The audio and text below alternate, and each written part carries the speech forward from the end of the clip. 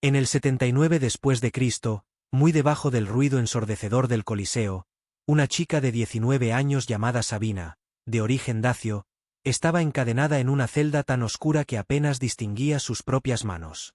Sobre ella, el público romano, más de 50.000 gargantas, gritaba como si la sangre fuera un deporte. Aquella tarde celebraban al gladiador que había acabado con sus hermanos unas horas antes. Y lo que ocurriría en las siguientes 3 horas se convertiría en uno de los secretos mejor guardados del imperio, algo tan retorcido que ni los propios cronistas se atrevían a contarlo sin rodeos.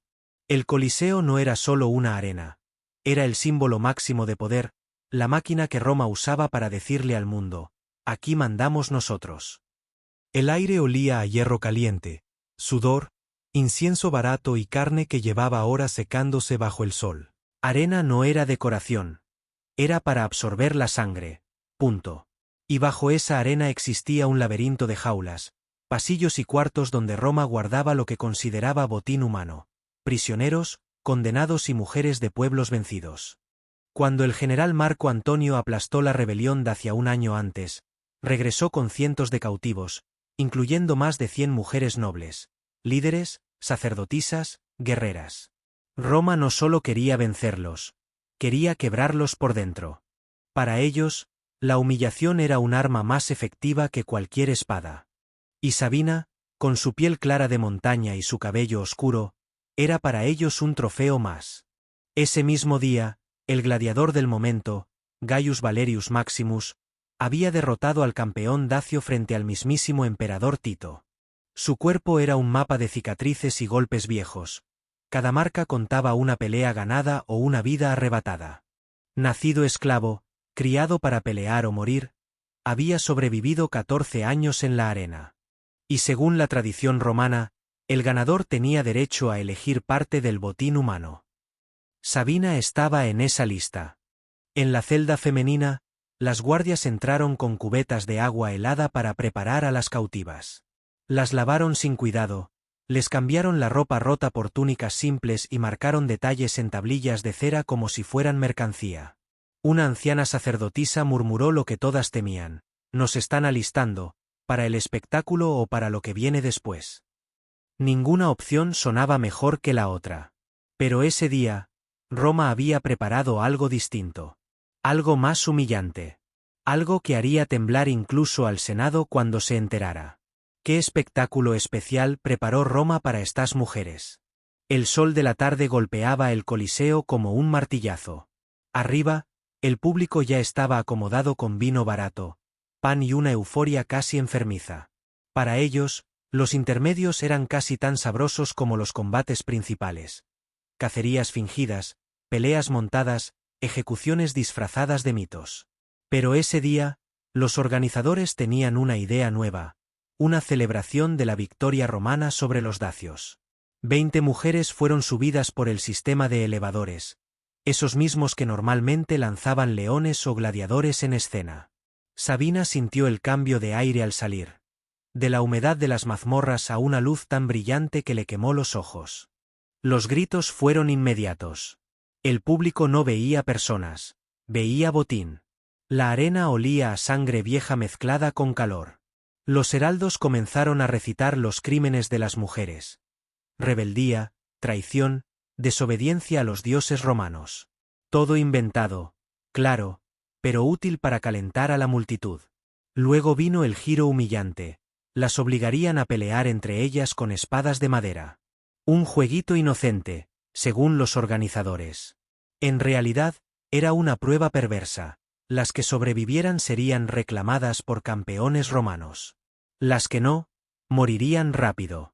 Sabina apretó la espada de madera. Le raspaba la palma. A su frente estaba Camasicos, la hermana de su prometido. Por un segundo eterno, ninguna de las dos se movió. Sabina no podía levantar la espada. Camasicos tampoco. Se miraron como si aún estuvieran en su aldea, no en este infierno de piedra. El público pasó de la emoción a la confusión, luego al enojo. «¡Peleen!», gritaban. Empezaron a lanzar restos de comida, huesos, semillas de aceituna. Eran como niños berrinchudos, pero con poder de vida o muerte. Y aún así, Sabina y Camasicos se quedaron inmóviles. Fue un acto chiquito pero gigantesco, la única resistencia que les quedaba. 90 segundos donde Roma, la supuesta dueña del mundo, quedó retada por dos mujeres sin armas reales.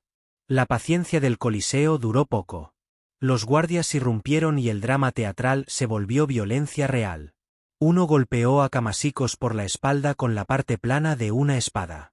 Cayó de frente, la arena pegándose a su piel. Sabina gritó sin pensarlo y corrió hacia ella, soltando su arma. Aquello arrancó aplausos, no por compasión, sino porque al público siempre le encantó la tragedia inesperada. Las dos fueron arrastradas fuera de la vista. No iban a ejecutarlas allí. Los romanos tenían planes mucho más entretenidos para las rebeldes. Mientras arriba el público seguía como si nada, abajo la maquinaria burocrática del imperio no se detenía. Un escriba anotó sin emoción. 20 cautivas procesadas. 2 resistentes enviadas a cámaras privadas para uso exclusivo del campeón.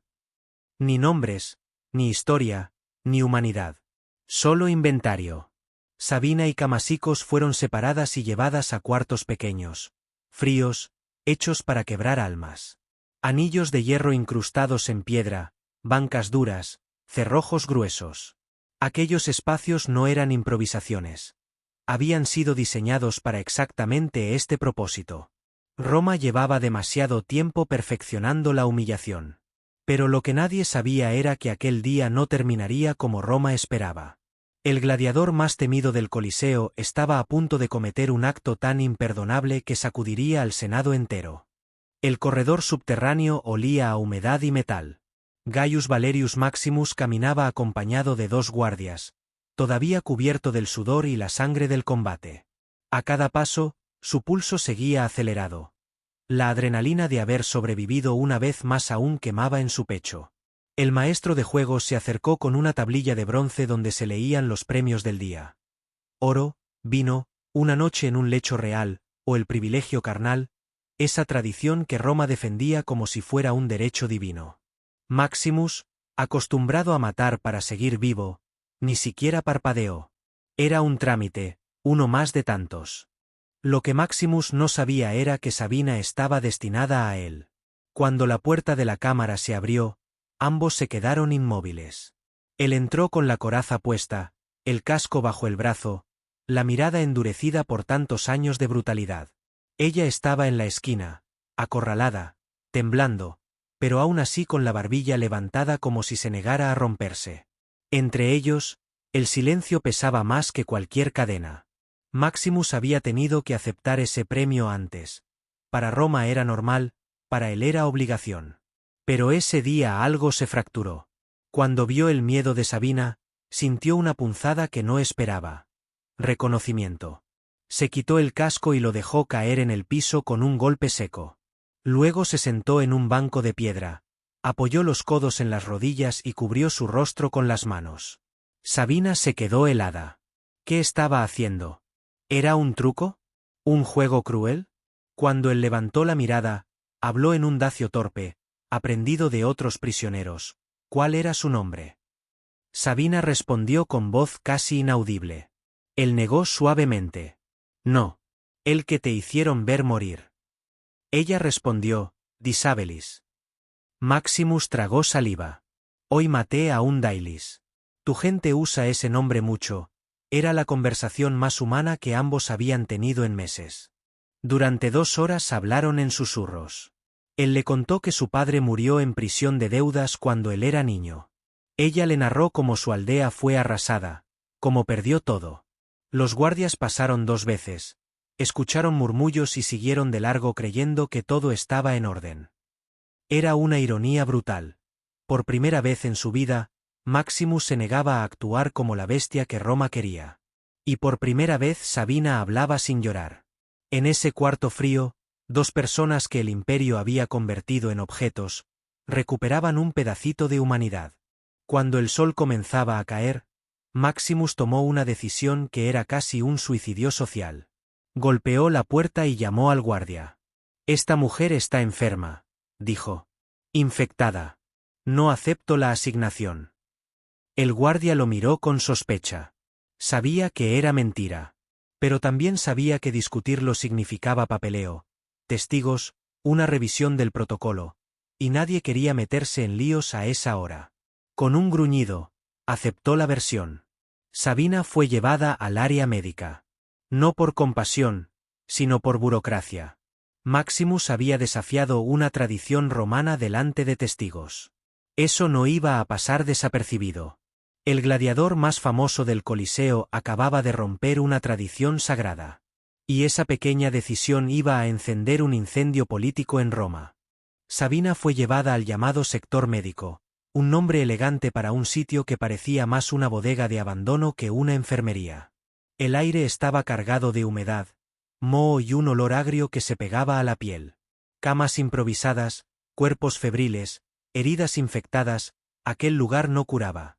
Simplemente retrasaba lo inevitable. Aún así, para los guardias, había quedado cumplido el protocolo. Nadie preguntó su nombre, nadie verificó nada. Era una más de la larga lista de cautivas que Roma nunca pensó registrar. Mientras tanto, Maximus regresó a los barracones de gladiadores, donde el rumor ya corría más rápido que el vino. Maximus rechazó el premio. Maximus está fallando. Maximus se volvió blando. Otros decían algo todavía más peligroso: Maximus está cuestionando al sistema. En un mundo donde sobrevivir dependía de obedecer sin ruido, que un gladiador con fama de invencible se negara a cumplir un ritual sagrado era casi una declaración de guerra. Los entrenadores murmuraban, los esclavos cuchicheaban, y hasta los guardias lo miraban raro. Roma podía tolerar la violencia, pero no la compasión. Lo que Maximus no sabía era que su acto ya tenía consecuencias fuera de los túneles. En el Senado, un joven aristócrata presentó una queja formal. Su sobrino, un gladiador novato, había sido golpeado por el entrenador por negarse a aceptar el premio de una cautiva, inspirado por el ejemplo de Maximus. Lo que empezó como chisme se convirtió, de pronto, en política. Los senadores, acostumbrados a mirar hacia otro lado, se vieron obligados a discutir públicamente algo que siempre había existido, pero que nunca se decía en voz alta. Hasta donde llegaba la tradición romana. El debate fue un caos elegante, como todo en Roma. La facción conservadora gritaba que los ancestros habían conquistado cuerpos y espíritus, y que eso no se podía cambiar sin ofender a los dioses. Los más pragmáticos respondían que los pueblos conquistados estaban usando estos abusos como propaganda para nuevas rebeliones. Había informes recientes de provincias incendiadas, líderes insurreccionales respondiendo: miren lo que hacen con nuestras mujeres. Roma no temblaba por moral, sino por política. Por primera vez, el imperio temió que su propia brutalidad pudiera volverse en su contra. Al final, la presión fue demasiada. El 1 de octubre del 79 después de Cristo, el Senado aprobó una ley discreta pero revolucionaria. Las mujeres cautivas ya no podían ser entregadas como trofeos en espectáculos públicos. La práctica no desapareció por completo. Roma nunca dejaba caer del todo sus vicios, pero fue expulsada del escenario. Sin aplausos, sin público, sin celebración. Un triunfo tibio, a medias, pero resultado directo del desafío de un gladiador que se negó a actuar como engrane de la máquina. Mientras la política ardía en Roma, Sabina enfrentaba una batalla más silenciosa, y más mortal. Porque la salvación que le dio Maximus tenía un precio cruel. En la enfermería, Sabina sobrevivía a punta de suerte y resistencia. No había médicos reales, solo asistentes agotados que atendían a decenas de cuerpos en camillas improvisadas. Las heridas supuraban, los vendajes estaban viejos, y los insectos rondaban como si formaran parte del personal. Allí no importaba quién era prisionero, gladiador o esclavo. Todos terminaban reducidos a la misma condición miserable. Sabina tenía fiebre. Sus labios estaban secos, y cada respiración le ardía en el pecho. Nadie preguntó si venía del espectáculo, solo la dejaron en una esquina donde cabía un cuerpo más. Mientras ella luchaba por mantenerse consciente, Maximus seguía peleando en la arena. 2 combates más en menos de una semana. 2 victorias más que levantaron aún más rumores. ¿Por qué seguía rechazando premios? ¿Qué estaba tramando? Los otros gladiadores murmuraban que se había unido a algún culto extraño que predicaba compasión, o que había sido embrujado por mujeres dacias. Otros simplemente pensaban que estaba cansado de ser parte del circo sangriento. La verdad era más simple. Por primera vez en 14 años, Maximus había recordado que era humano. Y eso, en Roma, era peligroso. En el tercer día, Sabina empeoró. Una infección pequeña, una raspadura, quizá la herida del golpe que recibió al ser arrastrada, se había convertido en fiebre intensa. Los asistentes no tenían recursos ni interés en salvarla. Para Roma, ella ya estaba fuera del sistema. No era botín, no era espectáculo, no era inversión. Solo era carga. Sus manos temblaban mientras intentaba beber agua de un cuenco sucio. A su lado, otros prisioneros agonizaban en silencio. Ninguno recibiría una tumba con nombre. Ni una línea en un registro. Roma podía construir maravillas, pero también olvidarte en un rincón frío sin remordimiento. Sabina murió esa noche. No por una espada, ni por un espectáculo, ni por la justicia romana. Murió por una infección que cualquier médico competente habría tratado sin esfuerzo. Su cuerpo fue llevado junto a otros y colocado en una pila destinada a cremación anónima. No hubo plegarias, ni lamentos, ni registro. El imperio que podía conquistar medio continente no tuvo tiempo ni interés para recordar el nombre de una joven de 19 años. Pero hubo una excepción, Maximus. Aunque nunca la volvió a ver, su decisión había cambiado su destino. Quizá no la salvó, pero la sacó del peor horror que Roma tenía preparado. 3 meses después, Maximus ganó su libertad al lograr 5 victorias seguidas. Lo primero que hizo, antes incluso de escoger dónde vivir, fue comprar la libertad de una mujer dacia llamada Camasicos. Nadie sabe con certeza si era la misma que acompañó a Sabina en la arena, pero los historiadores lo creen probable. Fue su último acto registrado. Una pequeña chispa de humanidad dentro de una maquinaria construida para borrar cualquier rastro de ella. Un gladiador esclavo que había desafiado al imperio no con armas, sino con una decisión que Roma jamás perdonó ni entendió. Pero esta historia no termina aquí. Años después, arqueólogos descubrieron pruebas que Roma jamás quiso que vieras. En el 2018, casi 2 milenios después de que Sabina muriera en una camilla de piedra, un equipo de arqueólogos italianos abrió un acceso sellado en la zona oriental del hipogeo del Coliseo. Era un espacio que nunca había estado disponible para turistas ni para estudiosos comunes. Los primeros pasos levantaron polvo acumulado desde la época del emperador Tito. Las linternas iluminaron un corredor tan estrecho que obligaba a avanzar de lado. Y allí, enterrado en silencio, apareció un sistema de cámaras que no figuraba en ningún plano oficial. Cuartos diseñados exclusivamente para el manejo de cautivas. Las paredes todavía conservaban las marcas. Anillos metálicos empotrados en la roca, cadenas corroídas, bancos tallados directamente en la piedra. Pero lo que más estremeció al equipo fueron los rasguños. Líneas irregulares, marcas desesperadas, algunas tan profundas que rompieron fragmentos de pared. Eran los últimos rastros de personas que Roma nunca quiso nombrar. En el suelo encontraron canales estrechos que se conectaban con drenajes más grandes, evidencia de que aquellos cuartos estaban diseñados para procesar cuerpos, lágrimas y sangre sin dejar rastro en la arena principal. Luego aparecieron las reliquias pequeñas pero devastadoras. Fragmentos de cerámica usados para comida, restos de tela comprimida por años de uso, e incluso una trenza corta y deshecha, conservada por milagro entre escombros. Pero el hallazgo más fuerte fueron 6 placas de bronce con la palabra captiva y fechas que coincidían exactamente con los años del levantamiento dacio. Era la confirmación que muchos historiadores sospechaban, pero jamás habían podido probar con pruebas físicas. Roma había construido estas habitaciones desde el primer día del Coliseo. No eran improvisaciones, no eran accidentes. Eran parte de la infraestructura oficial. Los textos antiguos lo habían insinuado.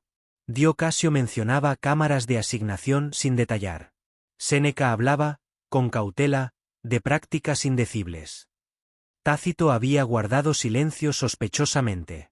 Pero nadie había descrito abiertamente el propósito de esos cuartos.